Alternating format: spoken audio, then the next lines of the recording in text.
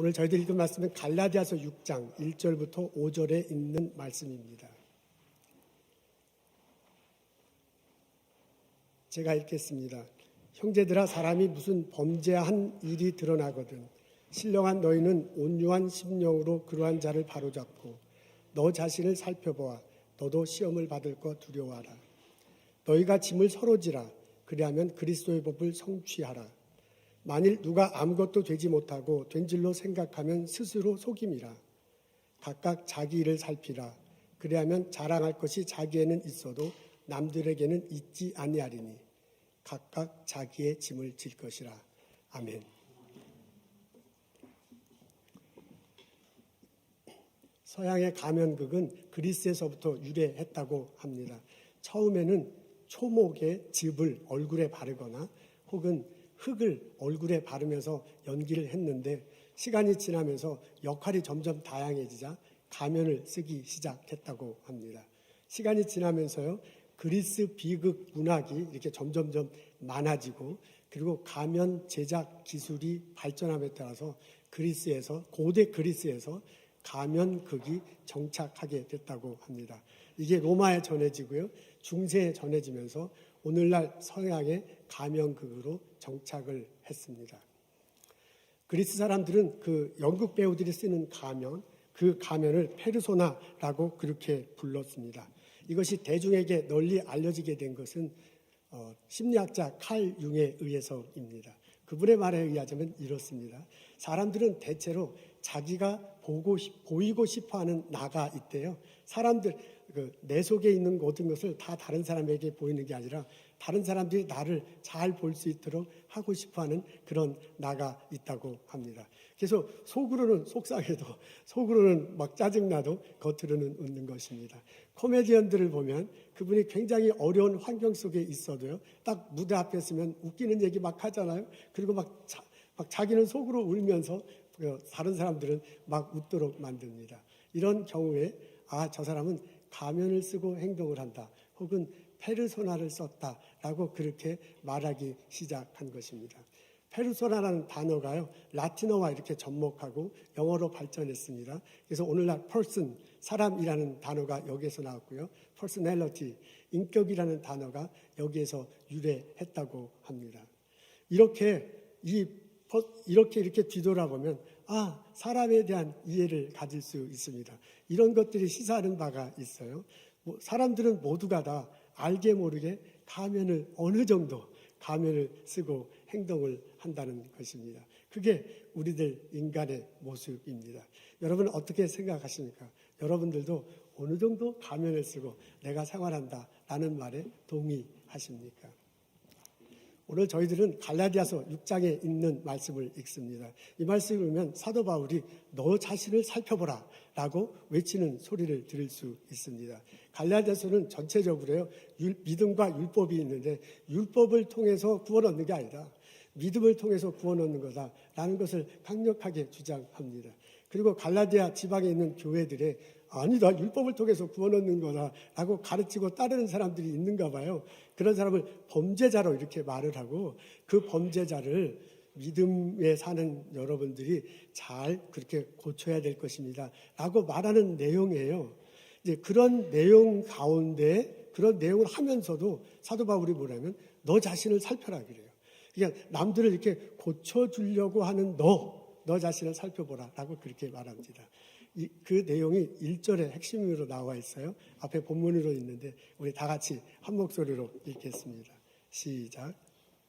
형제들아, 사람이 만일 완전한 일이 있거든 신령한 너희는 온유한 심령으로 그러한 자를 바로잡고 너 자신을 살펴보아 너도 시험을 받을까 두려워하노라. 여기 보면 너 자신을 살펴보라 라는 그런 단어가 있고 그게 눈길이 끕니다. 바울은 너 자신을, 너 스스로를 살펴보라고 그렇게 얘기합니다.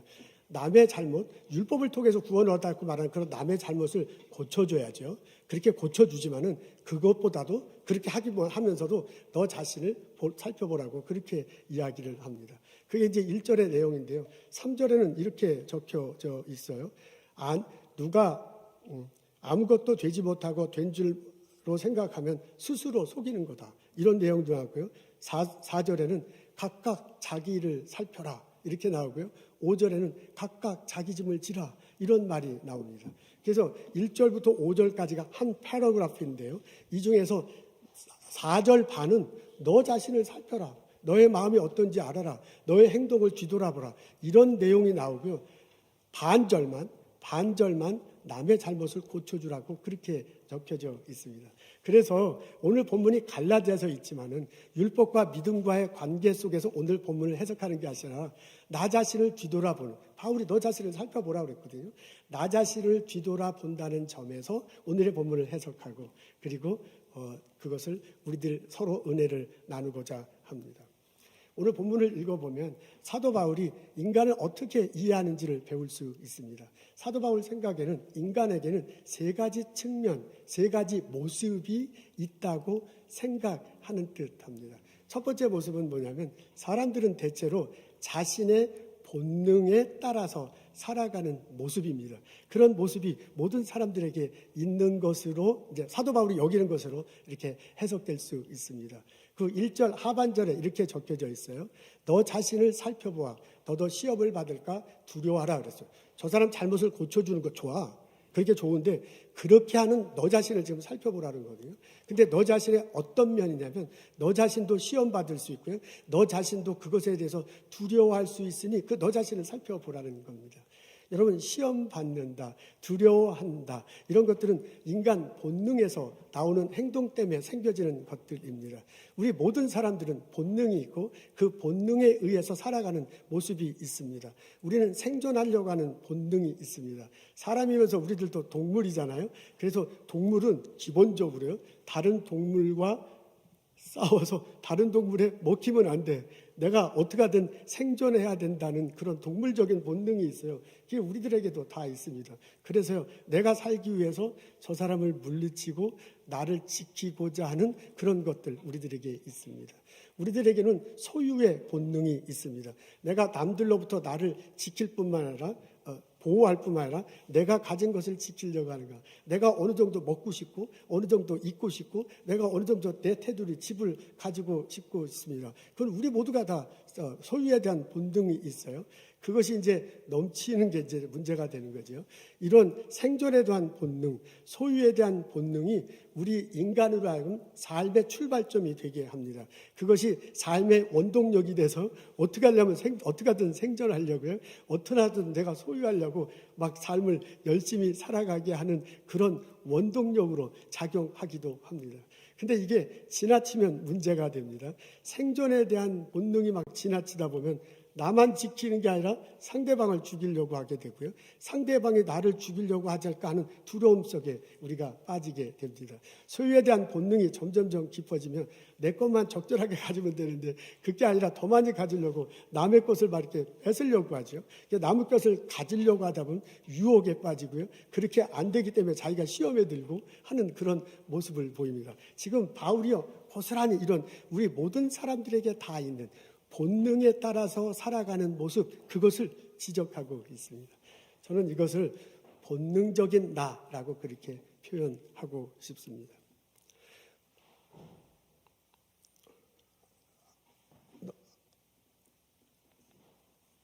예. 또 하나는 또 하나는 두 번째 바울이 인간을 생각할 때 두 번째 모습은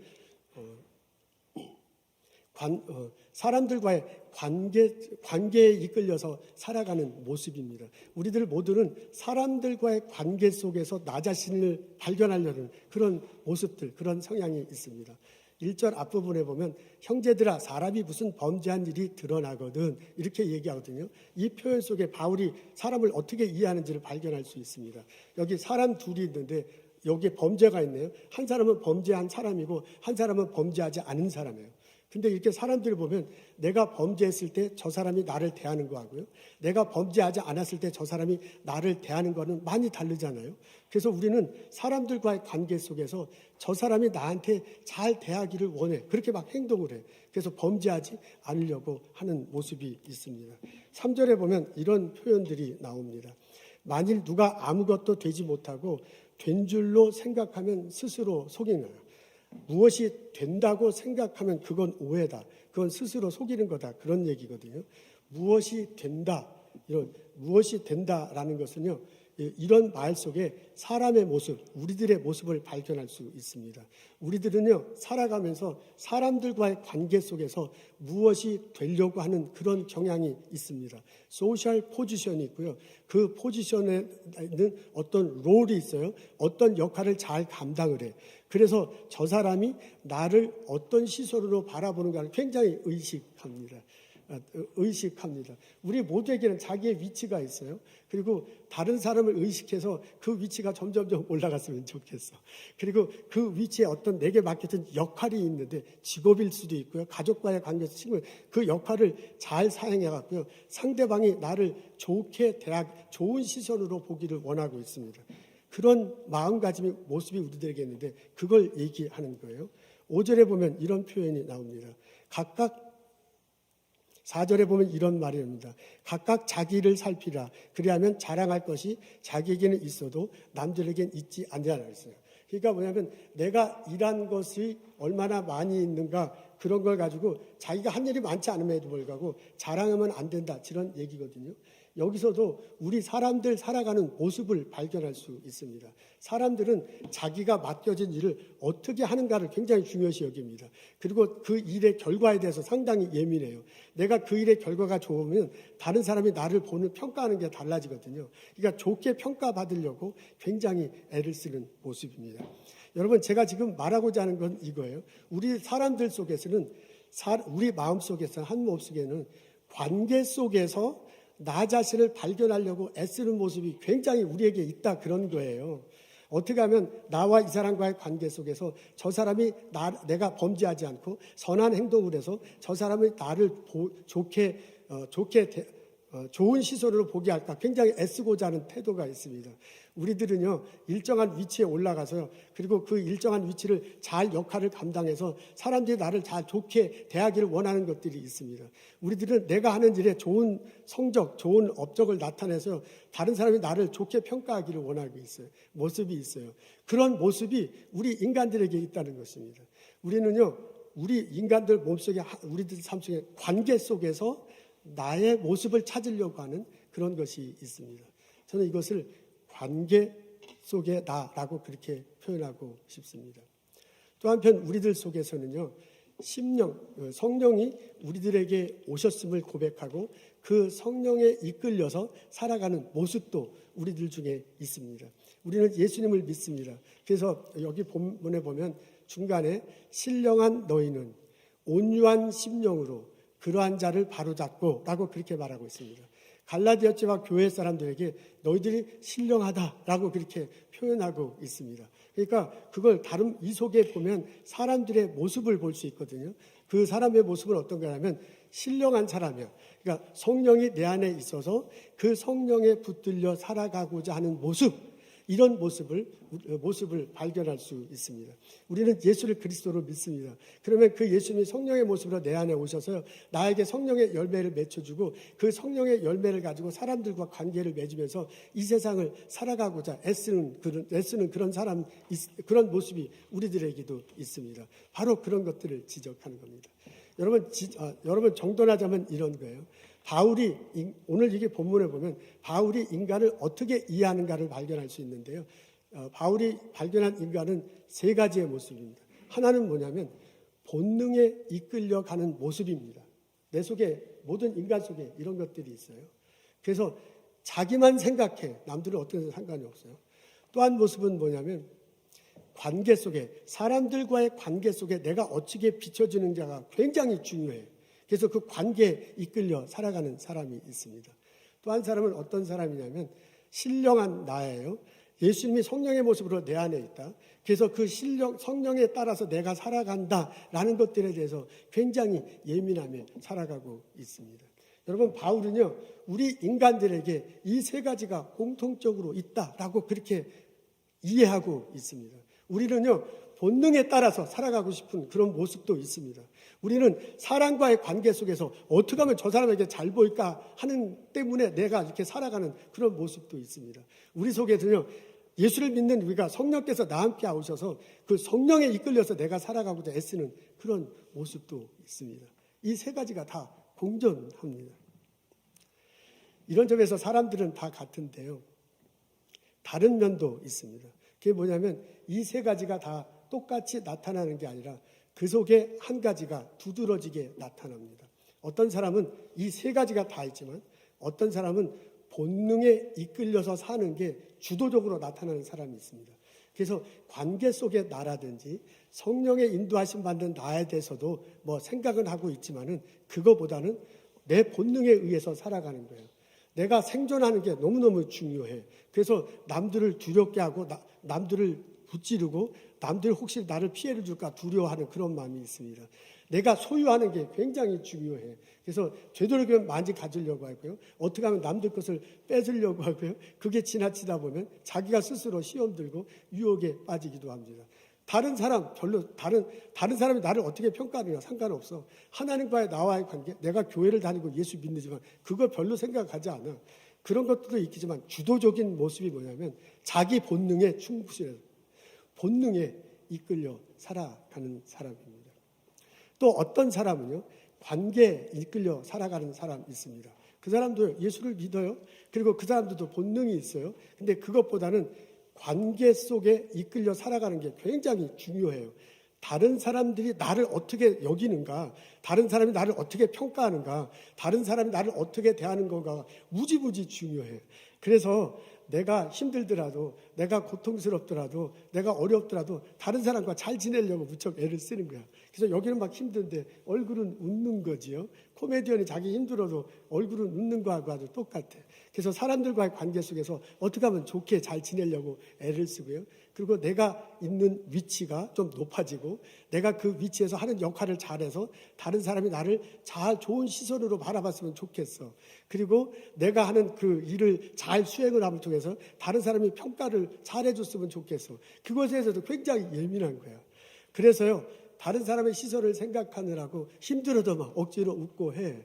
그러다 보니까 자기 속마음과 다른 얼굴을 하며 살아. 자기도 모르게 가면을 쓰고 그 가면은 밝게 웃고 그 가면은 몸은 힘든데 그 가면은 밝게 웃고 몸속에 막 상처투성인데 그 마음에서는 활기찬 얼굴로 사람을 대하면서 살아가는 사람도 있을 수 있습니다. 근데 어떤 사람은 신령한 모습, 성령이 이끄는 대로 살아가는 사람이 있습니다. 내가 예수를 믿는다. 십자가 달수형 부활하신 예수님이 내 속에 성령의 모습으로 계신다. 그분이 성령의 열매를 맺는다. 그것에 붙들려서 내가 살겠다 라고 고백하며 살아가는 것입니다. 물론 그 사람들도 본능에 이끌리는 모습도 있습니다. 물론 그 사람들도 다른 사람과의 관계를 상당히 의식하며 살아갑니다. 그렇지만 주도적인 모습은 뭐냐면 신령한 나, 성령에 이끌려 살아가는 모습, 이 모습을 보이며 살아가려고 애를 쓰는 것입니다. 여러분 어떻습니까? 바울은 세 가지 면에서 인간을 이해하고 있네요. 우리는 본능에 이끌려 살아가는 모습이 있다. 우리는 남들의 시선을 의식해서 관계에 이끌려 살아가는 사람이 있다. 우리들 중에는 성령에 이끌려 살아가는 사람이 있다. 여러분 이 세 가지 중에 나는 어떤 모습으로 보스턴에서 살아가고 있습니까? 오늘 저희들은 갈라디아서 6장의 말씀을 읽습니다. 갈라디아서 6장의 말씀을 읽으면 바울이 우리에게 똑똑하게 전해주는 모습을 볼 수 있습니다. 여러분들은 성령에 이끌려서 신령한 나의 모습으로 살아가십시오. 갈라디아 지방에 있는 교회 교우들에게 바울이 이것을 요청하고 있습니다. 그래서 갈라디아 지방 교우들에게 뭐라고 하면 신령한 여러분들은 라고 그렇게 표현하고 있어요. 여러분들은 신령한 사람이 되어야 될 것입니다. 다시 말해서 여러분들도 본능 있을 수 있어요. 여러분들도 관계 사는 것 있을 수 있어요. 근데 정말 중요한 것은 하나님께서 나와 함께 하셔서 성령으로 나아가 있다는 그 고백이야. 그래서 그분이 성령의 모습으로 열매를 맺혀주고 그분이 이끈 대로 살아가는 것이 중요하다. 그 성령의 열매 중에 온유함이 있어요. 그 온유함을 가지고 저 범죄한 사람들, 율법에 의해서 살아간다는 그 사람들을 대해주고 그 사람들을 같이 고쳐주라. 그런 사람을 바로 잡아주고 그 사람들과 같이 더불어 살아가라. 라고 오늘 본문 속에서 번면하는 것입니다. 아멘, 할렐루야. 이렇게 오늘의 본문을 읽으면요, 사도 바울이 보선에서 이민 1세대로 살아가는 우리들에게도 똑똑히 전해주는 소리를 들을 수 있습니다. 성령에 이끌려서, 성령에 붙들려서 살아가는 여러분이 되십시오. 내가 예수를 믿을 때 예수님의 성령으로 내 안에 계신 것을 믿으십시오. 그 성령의 열매가 충만히 맺히는 것을 소망하십시오. 그 성령의 열매를 붙들고 내가 이웃 사람들과 더불어 살아가는 거야. 그 사람들이 혹시 잘못했더라도 온유한 마음으로 덮어줘. 그 사람들이 혹시 잘못된 가르침으로 갔더라도 온유한 마음으로 바라잡아줘. 혹시 그 사람들이 범죄한 사실이 있더라도 용서해주고 더불어 같이 살아가라. 그에게 모든 짐을 넣지 말고 너도 짐을 나누어 지면서 화평하게 살아가라 라고 그렇게 저희들에게 요청하고 있습니다. 바울을 통한 하나님의 요청을 마음으로 듣고 아멘하고 화답하며 이 세상을 살아가는 나와 여러분 되시기를 주님의 이름으로 축원합니다.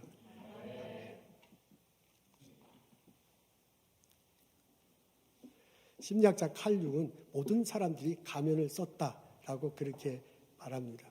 정도의 차이는 있지만은 모든 사람들이 가면을 쓰고 행동을 한대요. 그래서 그분은 기질이라는 표현을 썼는데 제가 말하는 본능, 모든 사람들이 자신의 기질이 있는데 그것을 가면으로 숨기고 그리고 생활한다. 그렇게 말합니다. 본능 속에는 상당히 힘들어도 가면 쓰고 웃는 거예요. 본능 속에서는, 기질 속에서는 난 저 사람과 희희대고 웃는 거 참 불편해. 그런데도 이제 가면을 쓰고 그렇게 하는 겁니다. 그러면서요, 이 가면과 페르소나, 가면과 기질 사이가 점점점 이렇게 넓어지면 나는 진짜 하고 싶지 않은데 웃는 눈으로 하게 되면 그게 이제 마음의 병이 생긴다고 그래요. 그래서 그게 이제 좋지 않은 거죠. 근데 이 가면과 기질, 본능이 이렇게 좀 가까워지면 완전히 붙을 수 없는데 가까워질수록 그 사람은 행복해진다. 그렇게 얘기하고요. 가면을 모든 사람이 쓰고 있는데 되도록이면 이 기질, 본능과 가까워져야 된다라고 그렇게 말합니다.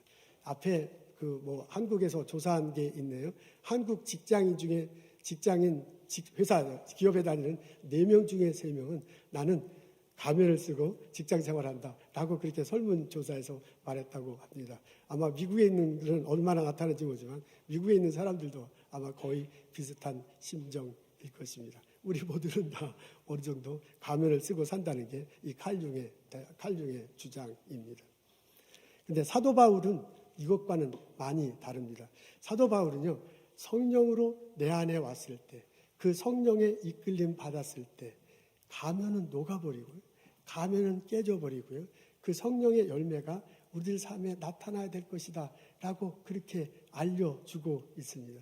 우리가 예수를 그리스도 볼 때 그리스도의 성령의 모습으로 오고요, 그 예수님이 성령의 열매를 내 속에 맺혀, 그래서 그 성령께서, 거룩한 영이 엄청난 일을 내 속에서 하시는 거거든요. 그분이 내 속에서 활동하시면서요, 내 속에 있는 본능을 다스려요. 본능을 완전히 녹여버릴 수는 없어. 생존의 본능, 우리들 다 있죠. 그리고 소유의 본능, 그거 다 있어요. 그걸 어떻게 다 그냥 녹여버리고 없애버릴 수는 없어요.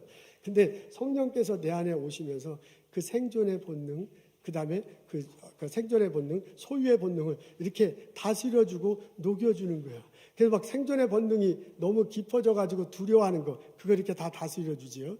그 다음에 이게 소유의 본능이 막 너무 지나쳐가지고 남의 것 뺏으려고 막 하다가 안 되니까 시험 들고 유혹에 빠지고 하는 걸, 그거 성령께서 이렇게 다스려주는 거야. 그러니까 가면으로 얘기하면요, 그 가면을 슬슬슬슬 이렇게 녹여주는 그런 역할을 할 것으로 이해할 수 있습니다. 여러분, 성령이 내 안에 계시면 그 성령께서 내 안에 있으면 성령의 열매를 맺습니다. 성령의 열매를 맺습니다. 그래서 그 성령의 열매가 내 손에 나타나서 나의 삶을 이끌어가요. 예전에는 가면을 쓰고 저 사람과 나와 적당한 관계를 유지하면 돼. 그래서 나는 싫어도 얼굴 웃고 그냥 이 사람과 나가 좋은 관계를 유지하면 되는 거거든요. 근데 이제 그게 아니죠. 성령께서 내게 오셔서요, 갈라디아서 5장에 보면 사랑, 희락, 화평, 온유 이런 것들이 막 나타나잖아요. 이렇게 막 나타나니까 그래서 그냥 적당한 거리를 두고 적당히 웃게만 할 수는 없지요. 내가 그 이웃에게 다가가고 그 사람의 손을 잡고요. 혹시 그 사람이 잘못하는 것을 덮어주고요. 그 사람이 나 어려운 것 있으면 같이 짐을 져주고요. 그 사람과 함께 더불어 살아갈 수 있게 하는 것입니다. 그러면서 바울이 요청하는 이 본문을 통해서 너 자신을 살펴보라 라고 하면서 우리들에게 요청하는 것은 분명합니다. 여러분이 예수님을 믿는다면, 여러분이 마음속에 성령께서 계시다는 것을 분명히 고백하고 그 성령에 따라서 신령한 여러분들이 되십시오 라고 우리들에게 요청하고 있습니다. 그 바울의 소리를 마음속에 듣고 신령한 모습으로 성령에 이끌려서 살아가는 나와 여러분 되시기를 주님의 이름으로 축원합니다. 이런 말을 하면은 참 제가 이렇게 좀 겸연쩍어져요. 이런 내용을 설교를 준비하거나 이렇게 설교를 하면서요. 그럼 나도 그렇게 살아가는가? 이렇게 물어볼 때 얼른 그렇게 답하지 못하는 나 자신을 솔직하게 말합니다. 저의 한계도 밝히면서 여러분들과 함께 그럼에도 불구하고 여러분께 전하는 이유는 이게 바울의 가르침이고 이게 우리들이 따라가는 우리들이 살아야 할 모습이다라고 말하고 같이 더불어 살아가기 위함입니다. 스데반이 생각납니다. 사도행전 7장에 보면 나오지요. 그분이 십자가에 다시고 부활하신 예수를 증거했어요. 그랬더니 주변에 많은 사람들이 난리가 나서 너 왜 이상한 소리를 하냐. 율법을 통해서 구원을 얻는 거지. 십자가에 다시고 부활하신 예수 믿어서 무슨 구원을 얻느냐. 바리새인들과 지도자들이 난리가 났습니다. 그래서 막 성질이 나가지고 돌을 들어서 스데반을 죽이려고 하고 있습니다. 거기에 보면 스데반을 뭐라고 묘시했냐면 스데반이 지혜와 성령으로 충만하다. 그리고요, 얼굴이 빛났다. 얼굴이 천사같이 빛났다. 우리 식으로 얘기하면 가면이 다 없어진 거죠. 본능의 가면이 다 녹아버리고요. 그 다음에 사람과의 관계 속에 그 가면이 다 녹아버리고요. 나타나는 게 성령의 열매가 오니까 천사처럼 빛났대요. 나중에 이분이 돌 맞아 죽어요. 그때 이제 하나님께 부르짖으며 기도하잖아요. 하늘을 보니까 하늘문이 열리는데 하나님과 그 보좌 옆에 계신 예수님이 보여. 그래서 그분에게 내 영혼을 받아달라고 요청해. 그리고 저들의 죄를 용서해 달라고 말을 합니다. 사도 바울이 신령한 너희들 성령에 붙들려서 살아가라 라고 그렇게 가르쳐 주는데요. 스데반이 바로 그런 모습으로 살아갔습니다. 그 모습이 우리들의 모습이 되기를 소원합니다. 오늘 저희들은 갈라디아서 6장의 말씀을 읽습니다. 사도 바울이 인간에 대한 이해가 나오네요. 어떤 사람들은 본능에 이끌려서 살아가요. 어떤 사람은 다른 사람들의 시선이 굉장을 의식하며 그 시선에 이끌려서 인생을 살아가. 어떤 사람은 내 속에 계신 성령님, 그 성령을 붙들고 성령에 이끌려서 살아간대요. 그리고 사도 바울이 너 자신을 살펴보래요. 여러분 어떻습니까? 나는 무엇에 의해서 이끌려 살아가고 있습니까? 기도하겠습니다. 하나님, 예수 그리스도를 믿을 때 예수님 성령의 모습으로 내 속에 있음을 고백합니다. 그 성령을 붙들고 그 성령에 이끌려서 살아갈 수 있는 저희들 되도록 인도하옵소서.